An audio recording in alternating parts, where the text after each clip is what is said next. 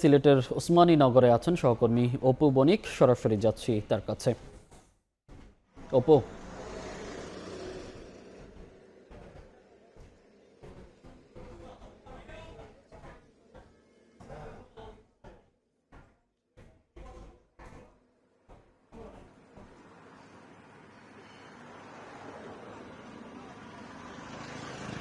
দেখুন, আমি যে জায়গাটাতে দাঁড়িয়ে আছি এটি হচ্ছে উসমানীনগর থানার ৬ নম্বর ওয়ার্ডের যে ইউনিয়ন, যে ৬ নং ইউনিয়নের ১ নম্বর যে ওয়ার্ড কাশিকাপন, সেইখানটাতে আসলে অবস্থান করছি। আজকে সকাল ঠিক ৭টা ১০ ঘটিকার সময় মূলত আসলে আজকের এই মর্মান্তিক যে দুর্ঘটনাটি, সেই দুর্ঘটনাটি কিন্তু এই জায়গাটাতেই ঘটে।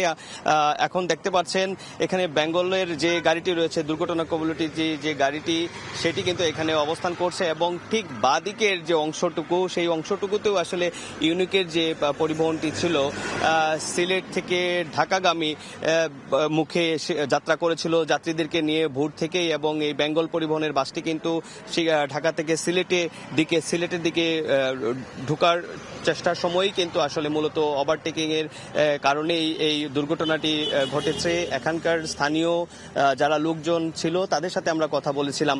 তারা যেমনটি বলছিলেন, হঠাৎ করে বিকট একটি শব্দে আসলে এই মর্মান্তিক দুর্ঘটনাটি ঘটে এবং তারা যেমনটি আমাদেরকে জানিয়েছেন যে ঘটনাস্থলেই কিন্তু প্রচুর আহত হয় এবং এখানকার প্রশাসন, ফায়ার সার্ভিসের যে ইউনিট, তারা কিন্তু সাথে সাথে উদ্ধার তৎপরতার অভিযান কিন্তু চালানোর পরেই এখানে 7 জন আসলে ঘটনাস্থলে মারা যান। পরবর্তীতে আহতদের সাথে সকলকেই কিন্তু উসমানী মেডিকেল কলেজ হাসপাতালে উন্নত চিকিৎসার জন্য নিয়ে যাওয়া হলে সেখানে আসলে 4 বছরের এক শিশু, সেও কিন্তু মারা যায় এবং 17 বছরের আরেকজন যুবক, সেও কিন্তু মারা গিয়েছে। এবং আপনারা দেখতে পাচ্ছেন প্রথম দিকে যে বাসটি ছিল সেটি হচ্ছে বেঙ্গল পরিবহনের বাস, এবং যেটি আসলে বেশি হতাহতের ঘটনা ঘটেছে সেটি হচ্ছে ইউনিক পরিবহনের যে বাসটি রয়েছে, সেটি কিন্তু আসলে আমরা একটু স্ক্রিনে দেখানোর চেষ্টা করছি। আপনারা দেখছেন আসলে কিভাবে দুমড়ে মুচড়ে গিয়েছে এই ইউনিক পরিবহনের এই বাসটি।